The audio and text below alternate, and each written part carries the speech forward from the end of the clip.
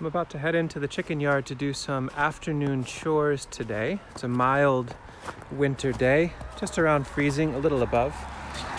Soon enough, in the next few days, we start getting snow every single day, and it gets colder and colder. And so the work I want to work on today is getting prepared and organized for colder times ahead, and try to make our hens a little bit more comfortable as that comes along, and also get a little bit more organized and thoughtful around resources. We've got this pile of leaves we've been chipping away at. I'd like to get it more consolidated. Got some compost to move, so I'm going to talk about all that. Yes, ladies, I will be turning compost for you too, I promise. One thing that I was thinking about this morning is that the last few days have been a distinct lull in the amount of compost that we've been bringing in. Just timing wise, and some of our resources, they just haven't been that great in the last 5 days or so. This is what has come in, so it's pretty paltry for the poultry. But what I am realizing, I mean, I've known this for a while, but it's kind of nice to be reminded of it, is that because we've had some really good abundance in compost coming in over the last few weeks, month or two, we actually have a lot of food that's cached in here that we can access for our hens, even though on the surface there's not that much. So I'll get to it in a little bit, but you can see, for example, there's a cabbage leaf. That lady's working on some sprouts right there. And each time we brought in compost and have ample amounts of leaves and wood chips around, as they kick that material over into the walkways, it gets buried. And sometimes it cooks, but in an ideal scenario, it's just kept above freezing for a while. And then we can go through and with the hay fork, pick it back out. So here's, for example, a nice cabbage. And that was deposited here maybe a week or two ago, 3 weeks ago, maybe even. And it's still in really nice shape for them. I think the point I'm trying to convey with that is that I think a system like this is pretty darn resilient in that if, let's say, you can only get compost every 2 weeks, every 3 weeks, if you've got enough carbon, you've got enough areas to pack the material and let it sit, the hens can work on it, you can bury it and hide it, or they can, and then you can expose it later on. And that's just all through the winter to be able to add when we can get a pulse, and then have these lulls where we can access the retention of an old pulse. Pretty useful. In our last update video, I talked about the idea of creating or renewing this exterior bay to hold some of the overflow compost coming through the high tunnel. And so in that video, we talked about filling up this bay right here. It may look familiar. We've got the milk crates on the west side. These rings of 2x4 inch welded wire, basically these little compost rings laid next to each other, did an amazing job, continue to do an amazing job to hold material and provide warmth back into the compost.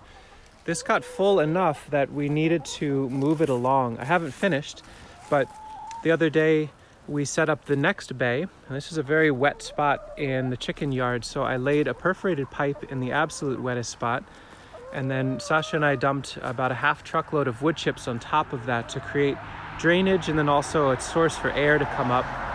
And then I started chipping away at moving this first pile, which was pretty hot and still had a little bit of anaerobic or a little bit of nutrified material, cutting it about 50-50 with more leaves. So now we've got this larger pile. This is going to cook down really nicely. Hopefully we don't get overflowed again, but we may end up needing to move this out to the gardens before spring even comes. A pile of this size with as much carbon in it and good aeration from below should remain pretty healthy and alive even in a cold snap. And so we can add to this pile. The foundational design is solid as far as the structure and the insulation of it, and holding at that temperature over around 130 or maybe a little bit more Fahrenheit. What is that, 50, 55 centigrade. That's a really good, healthy thermophilic pile. Not too hot, not so hot that it's going to cook everything. And what we can do is, once we pile up the rest of the material on there, is put a very thick cap of leaves on top to insulate it, rather than putting plastic on top. There's our quality control crew. What do you think, ladies? Will that do? 130 Fahrenheit underfoot. Is that comfortable on a freezing day? No, there's not enough sprouts involved, huh? Well, let's work on that. I think as we get colder and colder, and especially as we get more and more snow, it's going to be beneficial to have our carbon bulking source over here, Leaf Bag Mountain, from a video back in the fall with a little lady working at the very bottom there. I think it would be nice to no longer see these leaf bags, to get rid of this plastic. And if we took the carbon, the mineral of this pile, and instead of having it all the way over here, it was convenient here at first because we were bringing in the leaf bags. It's convenient to dump them right here next to the gate. But it'd be great to move this material next to the high tunnel, the winter run, and that's going to help insulate that tunnel to keep it warm as we come into a cold snap, and also make it way more convenient on gnarly, cold, snowy days to access the carbon bulk we need right next to over here instead of hiking it. This doesn't feel like very long, but when it's 15 degrees out and you've got 6 inches of snow and you just woke up, that's about a mile. I just went to move a little pile of these plastic pots and realized some of the hens have been laying in here, so probably be good to retire these as we get colder. This is kind of nice in the fall, it's no big deal, we can find them and collect them, but when it freezes hard overnight, all these eggs burst. So that's an omelet for tomorrow once we wash them off, and we'll retire this as one of the options for your nesting boxes, ladies. Please, my gosh, find somewhere more comfortable.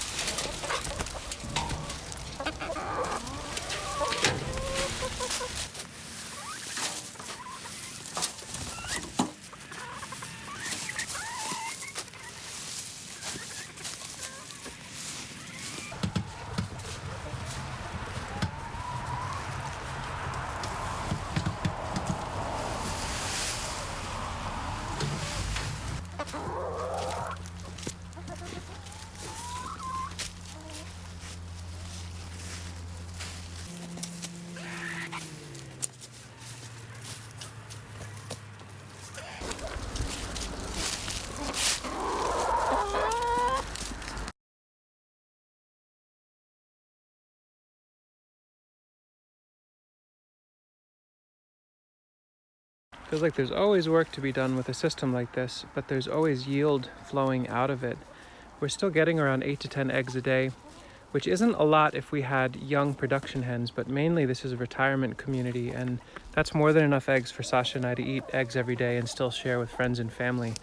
And the amount of compost coming through the system, even through the winter, feels pretty nice. That pile on the left, once I get the rest of this pile on top, will be at least a number of cubic yards, 6 to 10 cubic yards, maybe 5 to 10, I don't know. Enough to cover a bunch of garden beds with an inch of compost in the spring.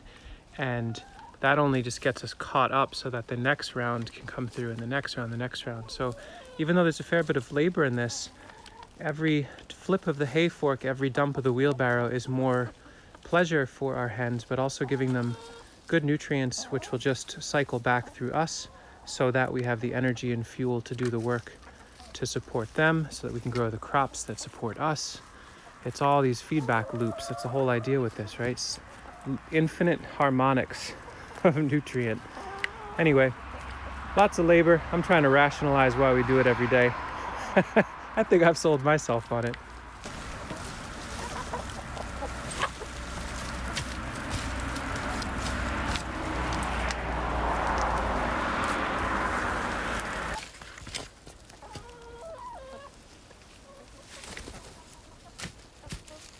It was just a regular pathway, but it had little piles of meat in there. You see that lady running away with a nice piece. There's still some greens, some lettuces in there. She's working on a little bit of a Brussels sprout. Lots and lots of seeds still in there from all the sprouts and soaked grain that we drop into here. It's really nice to have these piles. You open them up and there's just like bonus free food for the hens over and over and over again until it finally leaves. Keep chipping away at moving some leaves and turning compost for our hens. You folks can enjoy watching them eat the fruits of our labor as we eat the fruits of their labor. Feels like we're in this one together, ladies. It's pretty neat. Thank you so much for being part of our system. Hope you all are feeling good about it, and I hope you'd let us know if there are ways we can adjust and improve. Thanks for watching.